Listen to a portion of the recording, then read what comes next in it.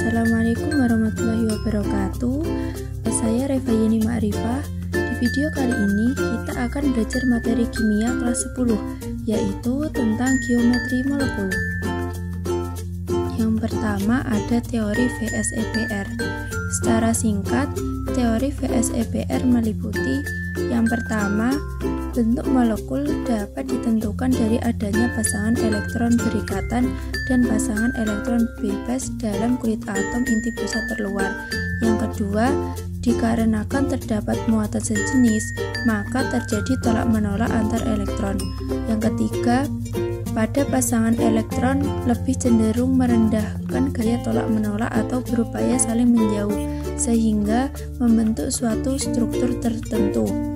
Teori tolakan pasangan elektron atau VSEPR merupakan teori yang dipakai untuk menjelaskan struktur ruang molekul, kemudian yang disempurnakan oleh teori domain elektron. Yang kedua ada teori domain elektron. Teori ini dapat meramalkan berdasarkan jumlah domain. Nah, apa itu domain?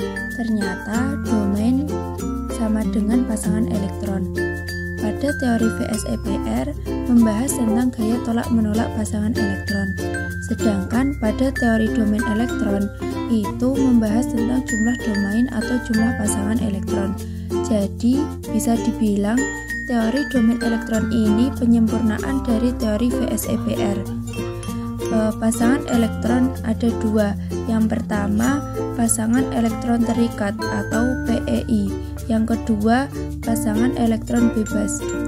Pasangan elektron terikat adalah pasangan elektron yang terikat antara atom pusat dengan atom lain secara kovalen. Yang kedua, pasangan elektron bebas adalah pasangan elektron pada atom pusat yang tidak terikat dengan atom lain. Nah, antar pasangan elektron atau antar domain ini pada atom pusat akan saling tolak-menolak, sehingga mengatur diri sedemikian rupa sehingga tolakannya menjadi minimum. Nah, tolakan antar PEB dengan PEB itu lebih besar daripada PEB dengan PEI. Nah, PEB dengan PEI itu lebih besar daripada PEI dengan PEI. Untuk meramalkan bentuk molekul, kita bisa menggunakan rumus AXE, di mana A adalah atom pusat, X adalah PEI, E adalah PEB. Titik-titik di sini nanti untuk mengisi jumlah PEI-nya berapa dan PEB-nya berapa. Untuk menentukan jumlah PEI atau X, kita tinggal lihat saja jumlah atom yang diikat oleh atom pusat. Sedangkan untuk menentukan jumlah PEB atau E dengan menggunakan rumus E sama dengan elektron valensi atom pusat dikurangi X atau jumlah PEI-nya dikali B. B itu kebutuhan atom yang diikat, kemudian dibagi 2. Misal, yang diikat adalah atom H. Ingat, H itu elektron valensinya 1, berarti agar stabil butuh 1 elektron. Maka B-nya sama dengan 1. Nah, jika golongan 7, misal F, Cl, Br, I, berarti kebutuhan elektronnya 1. Nah, untuk menentukan elektron valensi, teman-teman bisa lihat nomor golongannya ya. Jadi, elektron valensi itu sama dengan nomor golongan. Nah, di sini saya mempunyai contoh. Yang pertama itu ada CH4. C ini sebagai atom pusat. Dan 4 ini sebagai jumlah PEI atau X. Jadi, kita tinggal menentukan jumlah PEB-nya. Rumusnya E sama dengan elektron valensi atom pusat, karena atom pusatnya adalah C dan C adalah golongan 4, berarti elektron valensinya 4 dikurangi 4. X-nya adalah 4 karena jumlah PEI-nya ini. Kemudian dikali B. B adalah kebutuhan elektron yang diikat berarti kebutuhannya si H yaitu 1, 4 kali 1. Kemudian dibagi 2. 4 kali 1 4, 4 dikurangi 4 0, 0 bagi 2 0. Jadi PEP pada CH4 itu tidak ada. Jika kalau E-nya 0 maka tidak perlu ditulis. Maka rumusnya adalah AX4. Berarti nama bentuknya tetrahedral.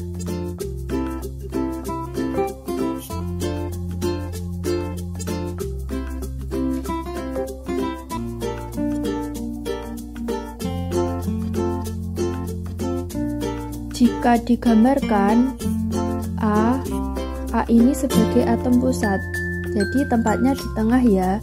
Kemudian ada 4 elektron yang mengikat, 3 di bawah, 1 di atas.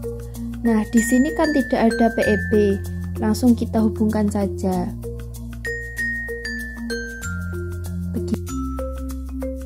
Jadi misal kalau rumusnya AX2 berarti bentuk molekulnya linear. Kalau rumusnya AX3 berarti bentuk molekulnya trigonal planar dan seterusnya. Untuk contoh yang kedua ada CO2. C ini sebagai atom pusat. Terus 2 ini sebagai X atau jumlah PEI. Kemudian mencari PEP-nya.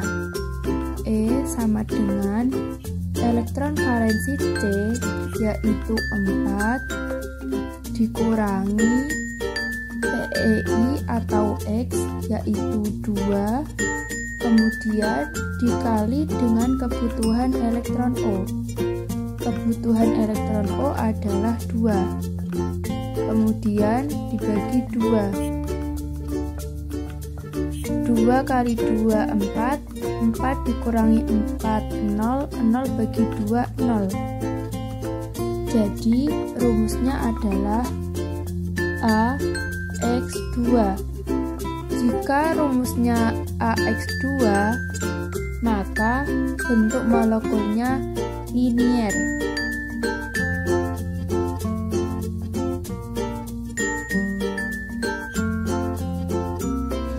Jika digambarkan seperti ini, A ini sebagai atom pusat, atom pusatnya di tengah, kemudian ada X atau PEI, ada 2 karena tidak ada PEP-nya. Jadi bentuk linearnya seperti ini. Ini saya mempunyai contoh yang ketiga. NH4+. N ini sebagai atom pusat dan 4 ini sebagai X atau PEI. Nah, sekarang menentukan jumlah PEP. Karena NH4 ada ionnya, jadi menentukan jumlah PEP agak sedikit berbeda dibandingkan yang tidak ada ionnya. Jadi E sama dengan elektron valensi atom pusat dikurangi X dikali B, kemudian dikurangi M, lalu dibagi 2. Nah, M ini adalah muatannya. Jadi elektron valensi atom pusat itu 5 karena N ini termasuk golongan 5. Kemudian dikurangi jumlah PEI-nya atau X yaitu 4. Kemudian dikali 1 karena yang diikat adalah atom H, jadi B-nya itu 1. Kemudian dikurangi M, muatannya kan positif, jadi di sini 1. Kemudian dibagi 2 sama dengan 4 kali 1 4, jadi 5 dikurangi 4 dikurangi 1, kemudian dibagi 2. 5 kurangi 4 1, 1 kurangi 1 0, 0 bagi 2 0. Jadi jumlah E-nya adalah 0. Maka rumusnya A X 4. Jadi bentuk molekulnya adalah tetrahedral.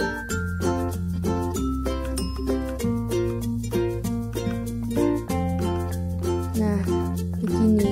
Begitupun jika menghitung apabila muatannya negatif, itu sama saja.